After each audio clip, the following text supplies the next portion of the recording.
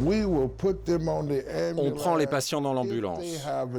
S'ils ont une assurance, tant mieux.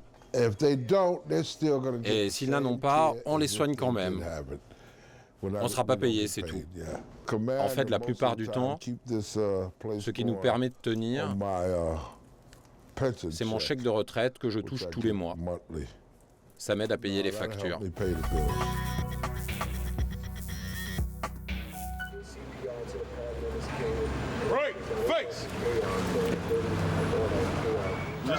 Gardez bien la main le long du pantalon sur la couture.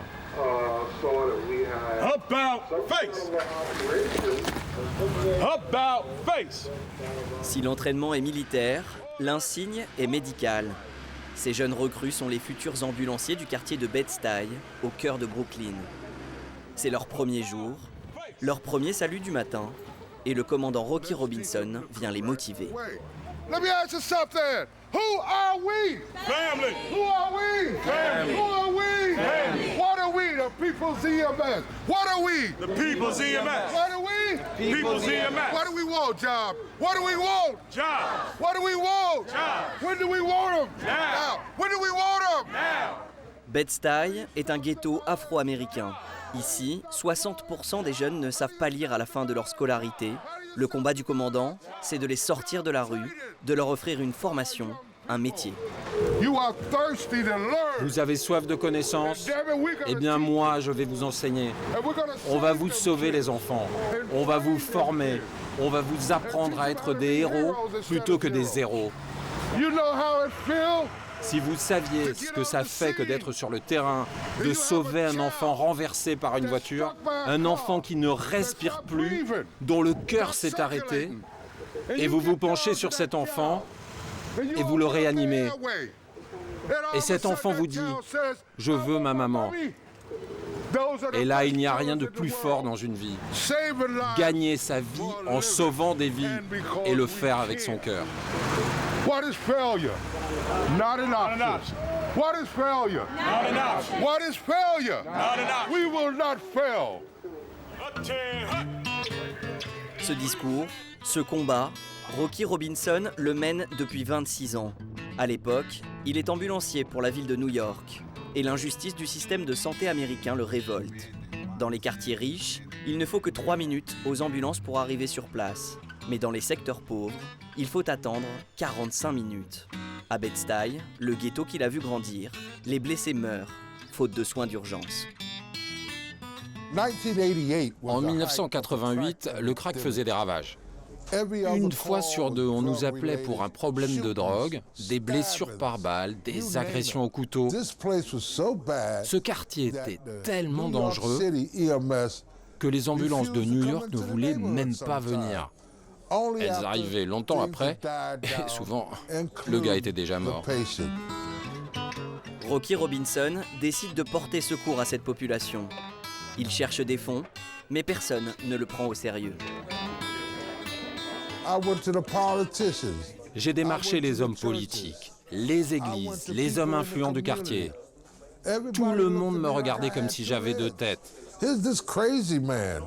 Regardez ce fou là qui court dans les rues de Bed-Stuy en basket avec sa bouteille d'oxygène sur le dos et un sac de premier secours dans les mains. Tout le monde se moquait de moi, sauf le gars là couché dans le caniveau qui se vidait de son sang sans que personne ne vienne l'aider.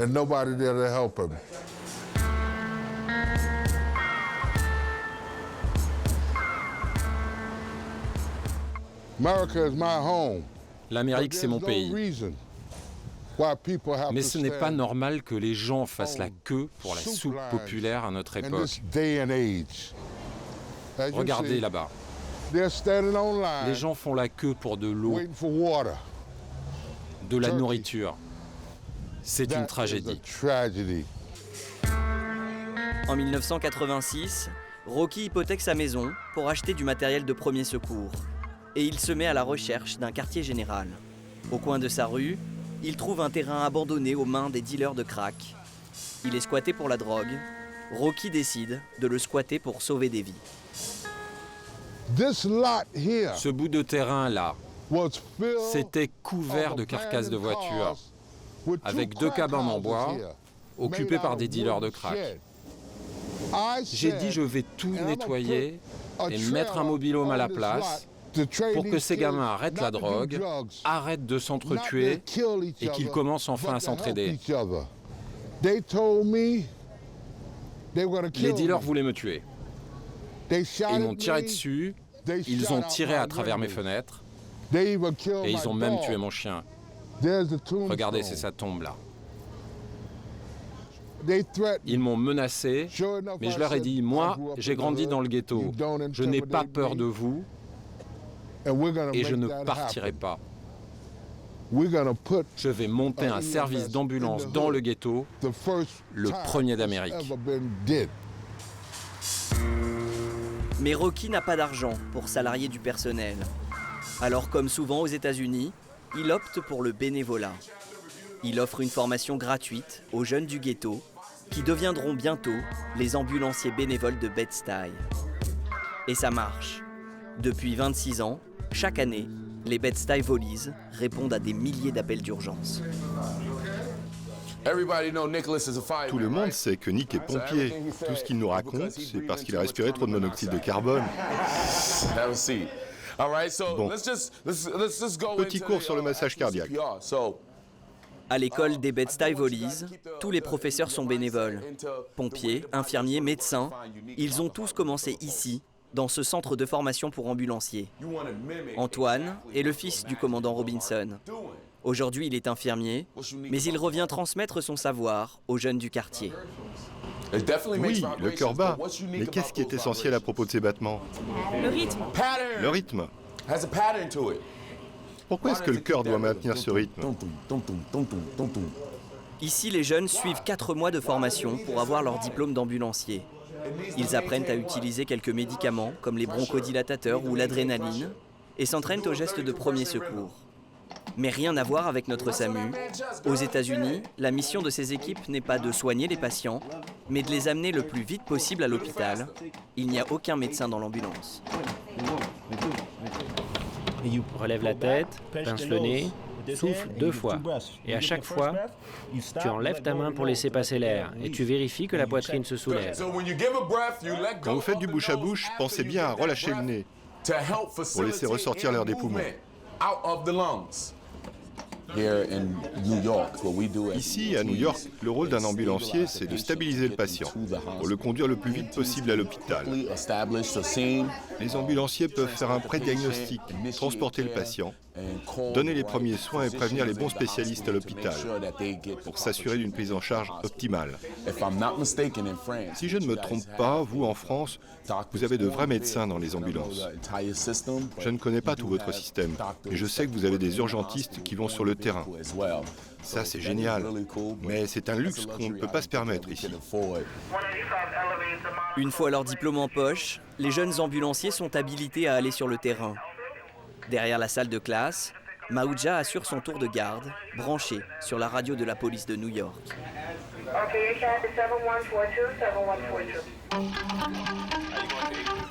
Un accident de voiture sur Atlantic Avenue, entre Brooklyn et Kingston. Maouja et 2 de ses collègues se précipitent vers l'ambulance.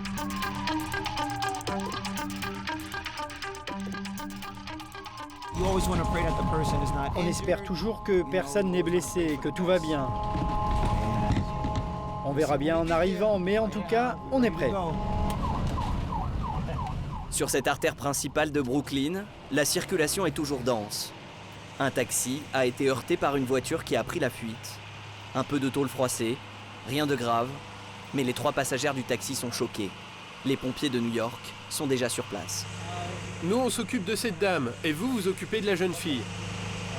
Ok, bonsoir mademoiselle. Si vous voulez bien me suivre dans l'ambulance, je vais m'occuper de vous.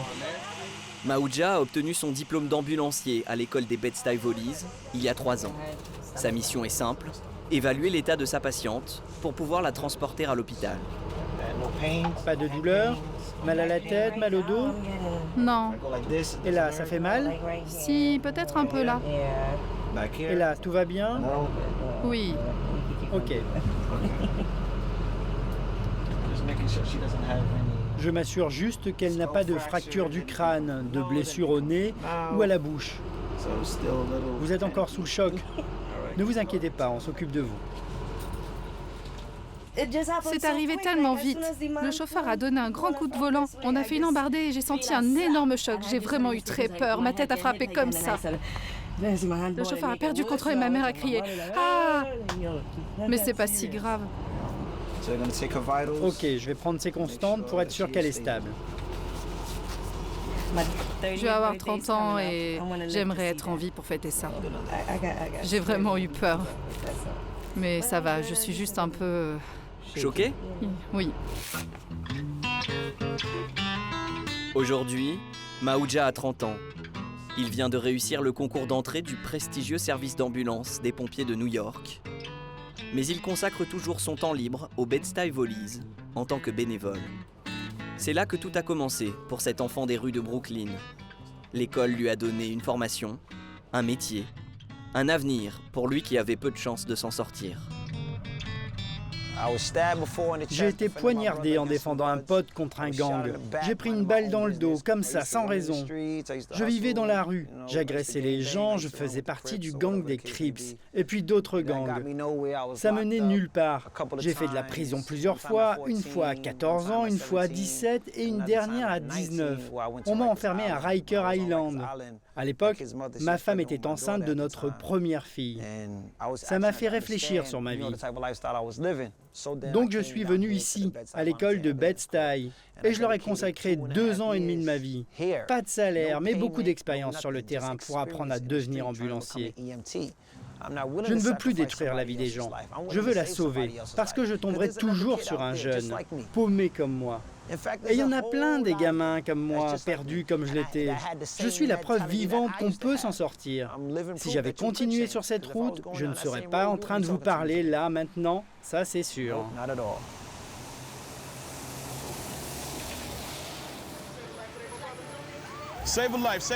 Aidez-nous à sauver des vies. Merci beaucoup. Bonjour monsieur, ça va? Vous voulez faire une donation? Je suis fauché. Ah, moi aussi je suis fauché. On est tous dans le même bateau. Ok, bonne journée. Pas sympa. Des ambulanciers qui font la quête. À Bed-Stuy, la scène n'a rien d'extraordinaire. Dès qu'il fait beau, tous les bénévoles s'y mettent, qu'ils soient jeunes étudiants ou gradés.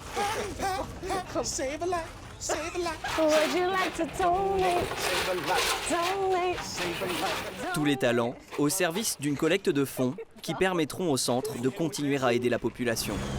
Merci beaucoup, bonne journée. On fait beaucoup avec très peu d'argent.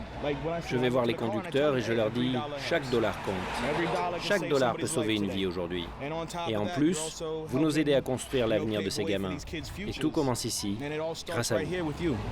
Les Bed-Stuy Volleys ne reçoivent pas d'aide financière du gouvernement. Pour fonctionner, le centre a donc besoin de ces quelques dollars recueillis dans la rue. Du coup, même à 76 ans, le commandant se prête à l'exercice. Aider à sauver une vie, la vie que vous sauvez pourrait bien être la vôtre. Comme vous voyez, c'est pas facile de faire la quête ici. Les gens n'ont pas d'argent. C'est pour ça que j'essaie de former les jeunes pour qu'ils trouvent un emploi. Mais il faut payer l'essence, il faut payer l'électricité, et rien n'est gratuit. Rien n'est gratuit, mais tout le monde est bénévole. Le centre n'a pas de salariés, les étudiants ne payent pas leur formation. Celui-là, on le peint en rouge, non? En échange, ils donnent de leur temps, ils font la quête, aident à l'entretien de la base ou à la préparation des repas. La règle est simple, 1 heure de participation à la vie de la communauté contre 1 heure de cours. Un bénévolat que les anciens élèves perpétuent après l'obtention de leur diplôme. Tous reviennent sur leur temps libre pour conduire les ambulances de Bed-Stuy. Nous sommes vendredi soir. Pour Tantania et Béron, commence une garde de 72 heures. Le programme ce soir? Sauver des vies. Quoi qu'il se passe, blessure par balle, coup de couteau, alcoolique. Et la garde va durer jusqu'à quelle heure? Jusqu'à ce que je sois fatiguée. Et ce sera pas ce soir. Ce sera dimanche après-midi. Avant, je faisais ça 24 heures sur 24, 7 jours sur 7, mais j'ai ralenti la cadence. Fallait que j'aille à l'école. Tu fais une sieste? Je viens juste de dire qu'on ne dort pas pendant la garde. Tantania a 23 ans. Elle qui n'avait jamais trouvé sa place à l'école, c'est sur les bancs de Bed-Stuy qu'elle a obtenu son diplôme d'ambulancière. Elle suit désormais des études d'infirmière pour approfondir ses connaissances. L'ambulance, c'est ce que je veux faire. Je veux aider les gens. C'est pour ça que je m'accroche, que je vais à l'école. Pour apprendre toujours plus. Un homme a été agressé. Apparemment, il est blessé au visage. Vous voyez, je vous avais dit qu'on dormirait pas. Première intervention de la soirée pour Beron, Tantania et 2 de leurs collègues. Allez, c'est parti. C'est la police de New York qui a donné l'alerte. Une fête a mal tourné. Dans la bagarre, ce jeune homme a été frappé avec un tesson de bouteille. L'équipe le prend en charge. Montrez-moi votre visage. Faut lui faire un bandage tout autour du visage. Il est fatigué ou quoi? Il ne tient pas debout. D'accord, tiens la lampe. Je vais chercher le brancard. Il a une grosse coupure au visage et sa tête commence à enfler. Je ne peux pas savoir, moi, ce qui se passe à l'intérieur du crâne. Et la seule personne qui peut l'aider, c'est un médecin. Nous, on ne peut rien faire. Tantania et Beron ne sont pas médecins. En tant qu'ambulanciers, leur rôle, c'est de stopper l'hémorragie, de surveiller les constantes et de transférer le blessé le plus vite possible à l'hôpital. Je vais prendre votre pouls. Tournez votre bras. Détendez-vous, ne bougez plus. Pendant ce temps, l'enquête policière continue. Et finalement, le jeune patient est mis en état d'arrestation. C'est donc menotté au brancard qu'il reçoit les premiers soins. Nous ne pouvons pas empêcher les policiers de faire leur travail, et eux ne nous empêchent pas de faire le nôtre. Chacun respecte le territoire de l'autre. Le patient est en état d'arrestation, peu importe la raison. Nous, quoi qu'il arrive, on le soigne jusqu'à l'hôpital, et là-bas, les soins continueront. Pourquoi vous m'arrêtez? Je comprends pas, c'est moi qui suis blessé. Écoute, tout ça on en discutera plus tard au calme. Pour le moment, tous les témoins disent que c'est toi l'agresseur. Pendant le transport à l'hôpital, la blessure du jeune homme se remet à saigner. Tantania décide de changer son pansement. Monsieur, il faut se réveiller. Réveillez-vous. Le blessé vient de perdre connaissance. C'est quoi son nom déjà? Martinez. Martinez, réveillez-vous. Donnez-moi de l'oxygène. Ah, ça y est, il se réveille. Écoutez-moi, si vous devez vomir, faites-le dans ce sac, là-dedans. Respirez lentement et tenez ce sac. Ce sont maintenant les urgences de l'hôpital Woodall qui vont prendre le relais. Les bénévoles de Bed-Stuy peuvent rentrer à la base. Parcourir les rues de Brooklyn, nuit et jour, tous les week-ends, c'est un choix que Beron a fait il y a 2 ans. À 26 ans, ce père de 4 enfants reconstruit peu à peu sa vie après une longue période d'incarcération. J'ai passé 5 ans de ma vie en prison. Et quand on a un casier judiciaire, la vie s'arrête. Vous ne pouvez pas trouver de boulot, vous ne pouvez rien faire. Mais moi, mon rêve, c'était d'être ambulancier. Mon agent de probation m'a parlé de Bed-Stuy et il m'a dit que là-bas, ils permettent aux gens de travailler même avec un casier. En 2012, Beron s'inscrit à l'école de Bed-Stuy. Il suit la formation, mais à cause de son casier judiciaire, l'État de New York ne l'autorise pas à devenir ambulancier professionnel. J'ai fait tout ce que je pouvais, mais ils ne veulent pas que je passe l'examen d'État pour devenir un ambulancier certifié. Donc aujourd'hui, je ne peux pas gagner ma vie en faisant ça. Je peux être que bénévole. Mais j'adore ce que je fais, donc je suis quand même heureux à la fin de la journée.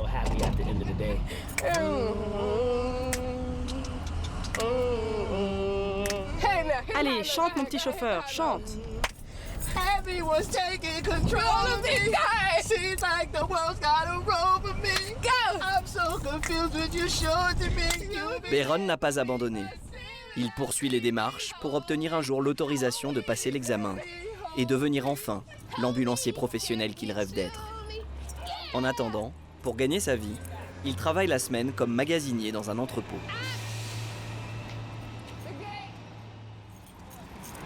Dépêche-toi! Je monte à l'arrière, on y va! Samedi après-midi, cela fait plus de 20 heures que Beron et Tantania assurent les gardes du service d'ambulance de Bed-Stuy. On part sur quoi là?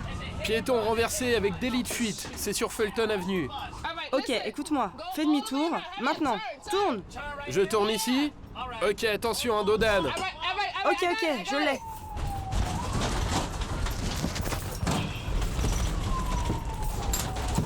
Qu'est-ce qui se passe? Quelqu'un s'est fait renverser par une voiture. Je prépare les attelles et la minerve pour le patient. C'est ici? Elle est couchée sur la route? Oui, c'est une vieille dame sur la route.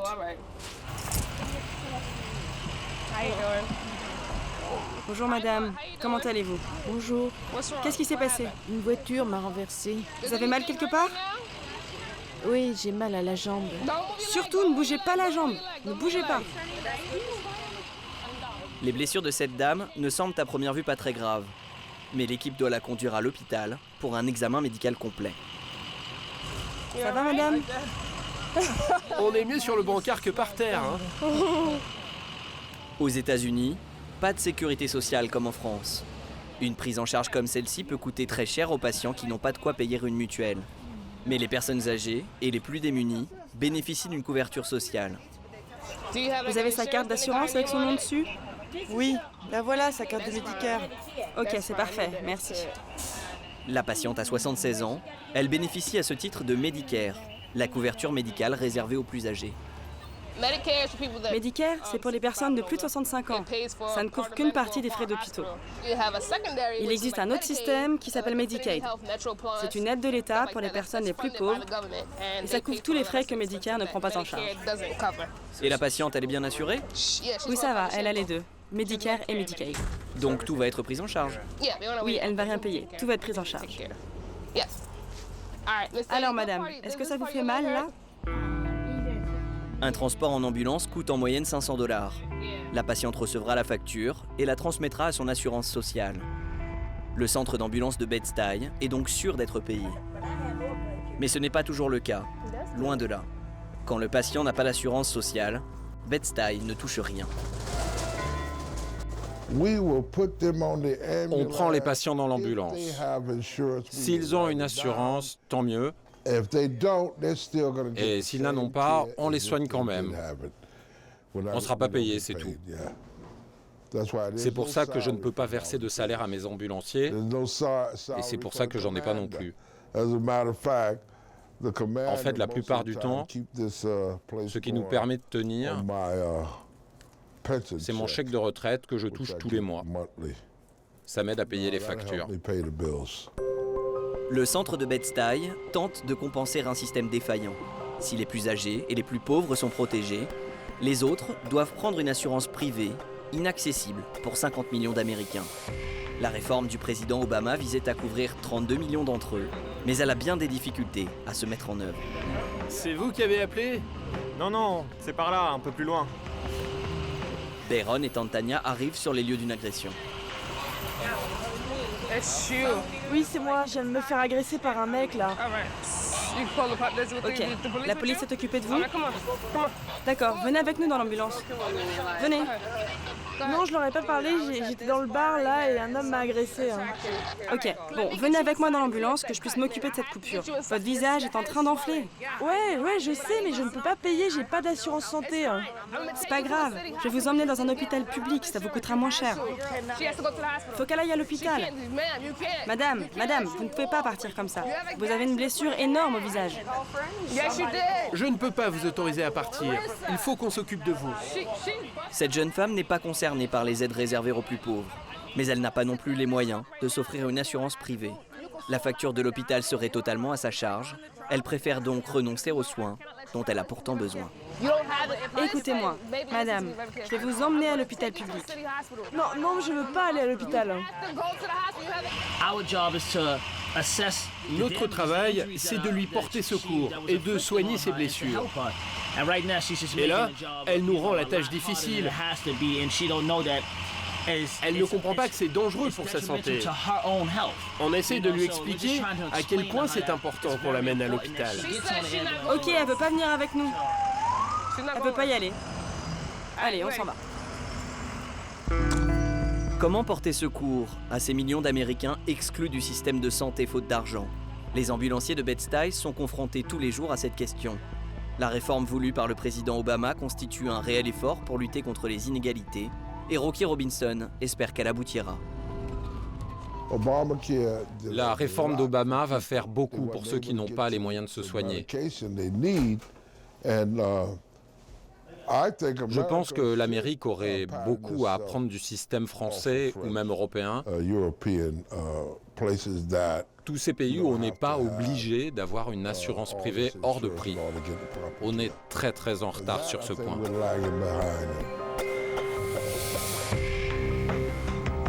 Depuis 1988, l'école des Bed-Stuy Volleys a formé plus de 3000 ambulanciers et sauvé des centaines de vies. Aujourd'hui, Bed-Stuy reste l'un des quartiers les plus dangereux de New York.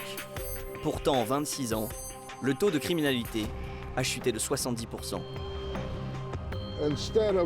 Au lieu de 5 à 10 meurtres par semaine, on n'en a plus que 2 ou 3.